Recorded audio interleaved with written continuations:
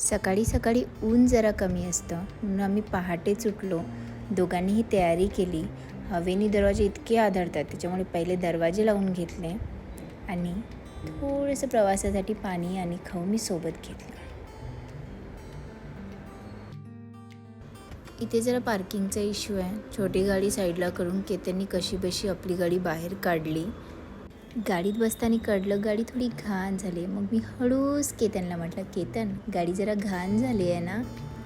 मग काय लगेच केतननी पूर्ण गाडी पुसून काढली आहे.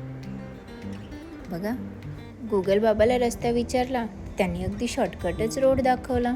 घरापासून अगदी 27 किलोमीटरवरती होतं ते प्लेस. भिवंडी माडेपाडा कोशिंबी जवळ असलेलं हे प्लेस आमच्या कल्याण वेस्टपासून फक्त 27 किलोमीटर आहे. रस्ता मागच्या साईडनीच होता, त्याच्यामुळे सिटीत जायचं काही काम नाही. ट्रॅफिक आम्हाला बिलकुलही लागला नाही. त्यामुळे सकाळी सकाळी ही जर्नी एकदम मस्त झाली.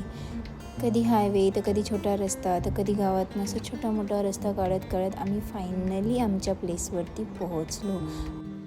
केतनला खूप चांगल्याने माहिती आहे की मला कुठे फिरायला नेलं की माझं मन अगदी प्रसन्न होणार.